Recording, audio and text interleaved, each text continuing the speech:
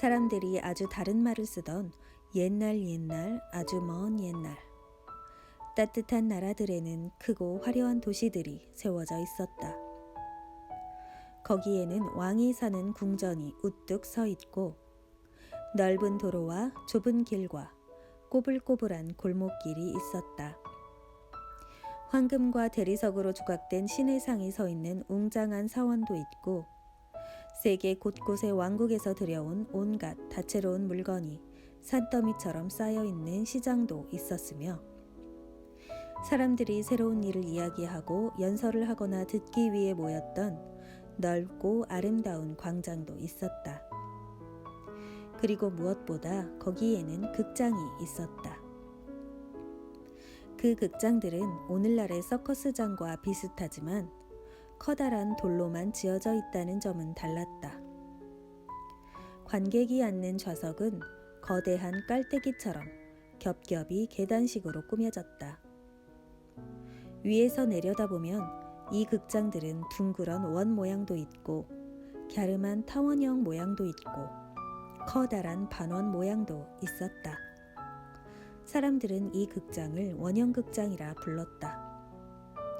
그 중에는 축구 경기장만큼 커다란 것도 있고 겨우 몇백 명의 관객에게 어울리는 자그마한 극장도 있었다. 또 둥근 기둥과 조각들로 꾸며진 화려한 극장이 있는가 하면 아무 장식도 없는 소박한 극장도 있었다.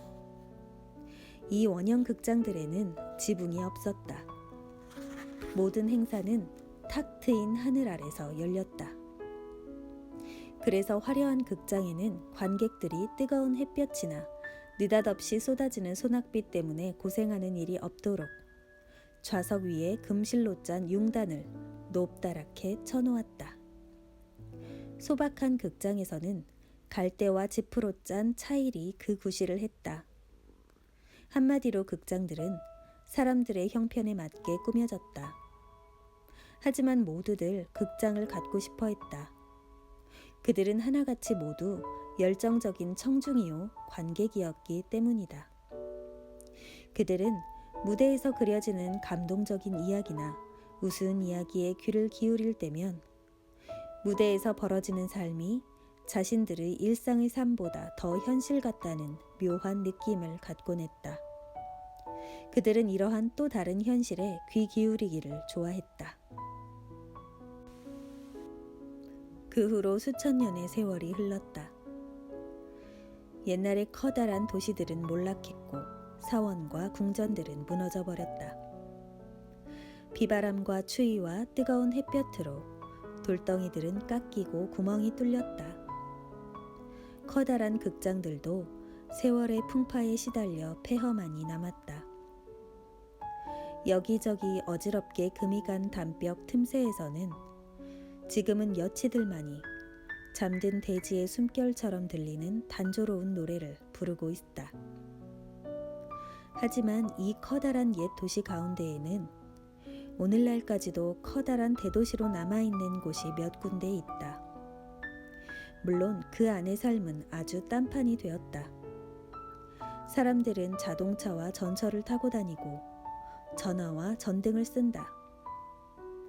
하지만 새 건물들 사이에는 아직도 군데군데 둥근 기둥들, 성문, 무너진 담 모퉁이 한 자락, 저 옛날의 원형극장 터가 남아있다.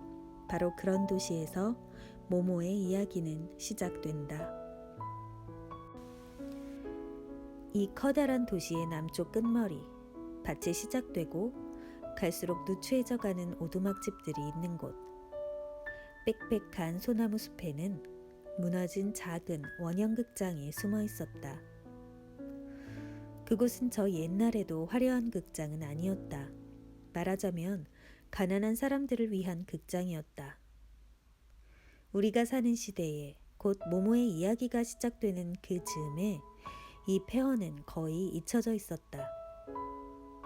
몇 안 되는 고고학 교수들이 이곳을 알고는 있었지만 더 연구할 것이 남아있지 않았기 때문에 그들 역시 이 폐허에 관심을 갖지 않았다.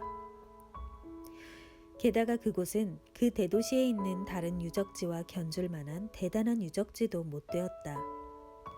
그래서 어쩌다 관광객 몇 사람이 길을 잘못 들어 그곳에 와서는 잡초가 무성한 좌석들 사이를 오르내리고 소란을 떨다가 기념사진을 찍고 다시 가버리는 것이 고작이었다. 그러고 나면 이 원형 석조 극장 터에는 다시 고요함이 깃들이고 여치들은 잠시 중단했던 똑같은 음의 끝없는 노래를 계속하는 것이었다. 이 묘한 원형극장 터를 알고 있는 사람은 가까운 이웃마을 사람들 뿐이었다. 그들은 이곳에 염소를 풀어놓아 풀을 뜯겼고 아이들은 가운데 둥근 마당에서 공놀이를 했다. 밤이 되면 간혹 사랑하는 연인들이 찾아오기도 했다. 그러던 어느 날 마을 사람들 사이에 요즘 들어 누군가가 극장터에 살고 있다는 소문이 돌았다. 어린아이, 아마도 어린 소녀인 것 같다는 얘기였다. 이렇게밖에 말할 수 없는 것은 그 애의 옷차림이 약간 이상했기 때문이었다. 이름은 모모라든가 아무튼 그 비슷한 이름이었다. 아닌 게 아니라 모모의 모습은 약간 이상했다.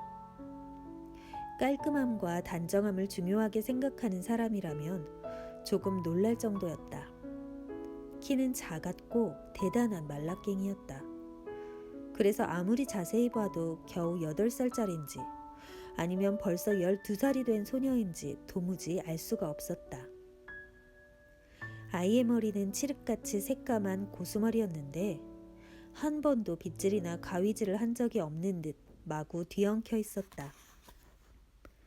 깜짝 놀랄 만큼 예쁜 커다란 눈은 머리 색깔과 똑같이 까만색이었다.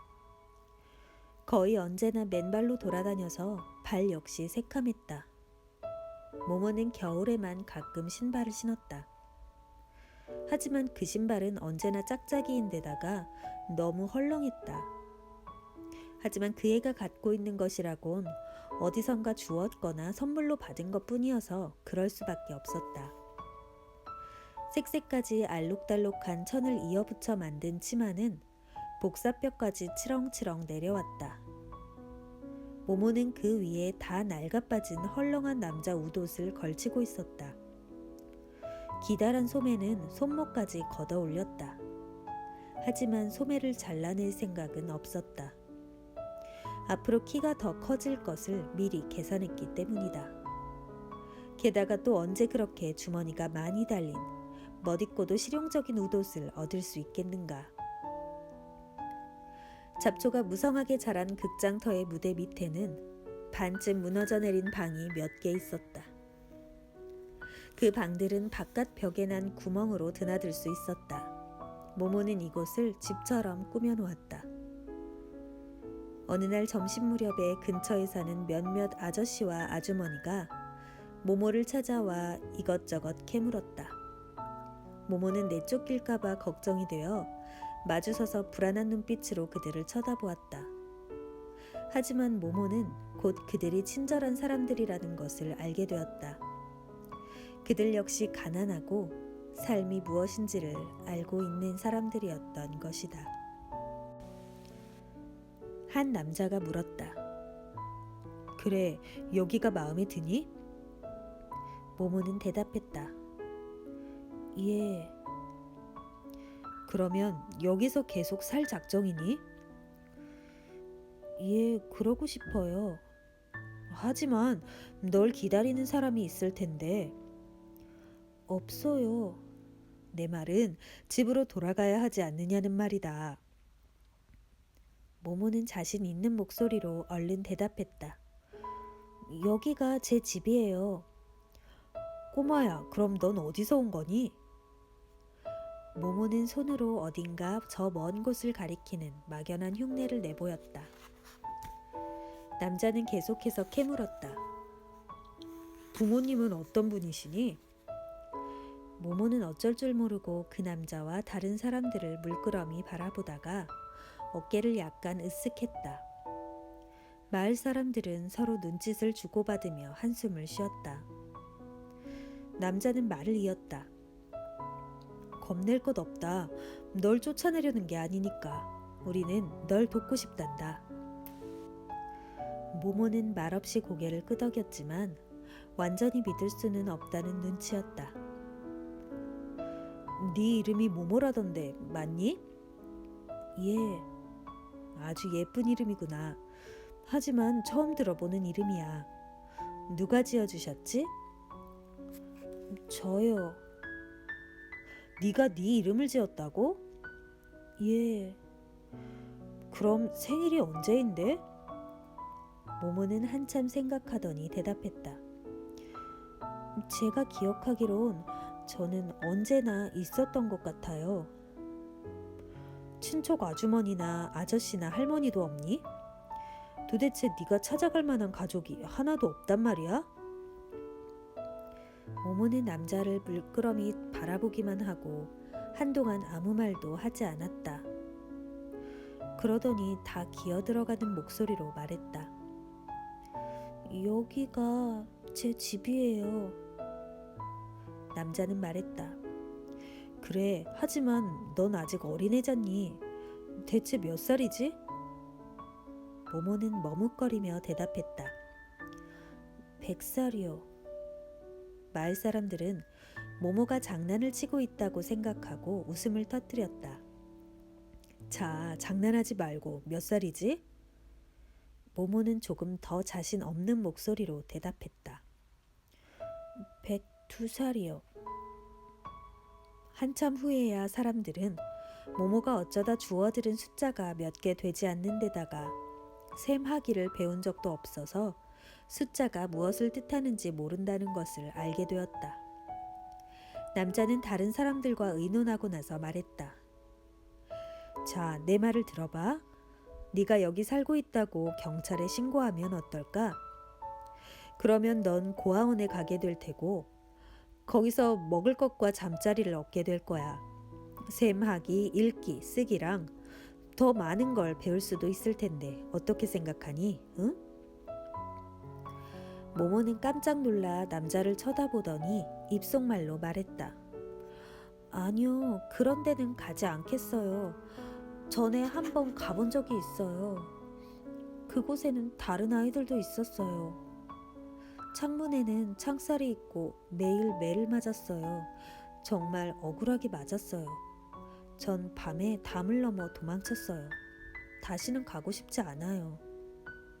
한 노인이 고개를 끄덕이며 말했다. 그랬구나. 다른 사람들도 알아듣겠다는 듯이 고개를 끄덕였다. 한 부인이 말했다. 그래, 그럼 좋아. 하지만 넌 어린아이잖니. 널 돌봐주는 사람이 있어야 해. 모모는 안심하며 대답했다. 제가 돌보죠. 정말 네가 할 수 있어? 모모는 한동안 잠자코 있다가 작은 소리로 말했다. 전 필요한 게 많지 않아요. 마을 사람들은 다시 한번 눈짓을 주고받고 한숨을 쉬고는 고개를 끄덕였다. 처음 말을 걸었던 남자가 다시 입을 열었다. 얘 모모야. 우리 생각엔 네가 우리들 중 한 사람 집에서 살면 좋을 것 같구나. 사실 우리도 널찍한 집에서 살고 있진 않아. 집집마다 대개는 먹여 살릴 애들이 잔뜩 있고. 하지만 아이가 하나쯤 더 있어도 상관없다고 생각한다. 네 생각은 어떠니? 모모는 처음으로 빙그레 미소를 지으며 대답했다. 고맙습니다. 정말 고마워요. 하지만 절 그냥 여기서 살게 해주시면 안 될까요? 사람들은 오랫동안 의논하고 결국 그렇게 하기로 했다. 여기서도 모모가 그들 중 한 사람 집에서 사는 것 못지않게 잘 살 수 있다고 생각했기 때문이었다. 그들은 모두 함께 모모를 보살피기로 했다. 그렇게 하는 것이 혼자서 보살피는 것보다 훨씬 간단할 테니까. 그들은 당장에 일을 시작해서 모모가 살고 있는 반쯤 허물어진 집을 깨끗이 치우고 정성껏 수리했다. 모모를 찾아온 마을 사람 중에는 미장이도 있었다. 미장이는 돌로 조그만 난로를 지어주고 그 위에 녹슨 연통까지 달아주었다. 나이든 목수 할아버지는 널빤지 몇 장을 모아와서 조그만 책상 하나와 의자 2개를 만들어 주었다. 부인들은 낡았지만 멋진 소용돌이 장식이 달린 쇠침대와 조금 찢어진 매트리스 1개, 담요 2장을 갖고 왔다. 이렇게 해서 허물어진 극장터 무대 밑의 바위 구멍은 아늑하고 작은 방으로 꾸며졌다. 예술적 재능이 뛰어난 미장인은 마지막으로 벽에다 아주 예쁜 꽃 그림을 그린 다음 액자와 그림을 거는 목까지 그려주었다. 마을 아이들은 모모를 위해 일부러 남긴 음식을 들고 찾아왔다. 어떤 아이는 치즈 1조각을, 어떤 아이는 작은 빵 1조각을, 또 다른 아이는 과일을. 마을에는 아이들이 아주 많았고 그날 밤엔 정말 많은 아이들이 몰려왔기 때문에 원형극장에서 모두 함께 모모의 입주를 축하하는 조촐하지만 멋진 파티를 열 수 있었다. 그것은 가난한 사람만이 그 멋을 느낄 수 있는 즐거운 파티였다. 꼬마 모모와 이웃 사람들의 친분은 그렇게 시작되었다.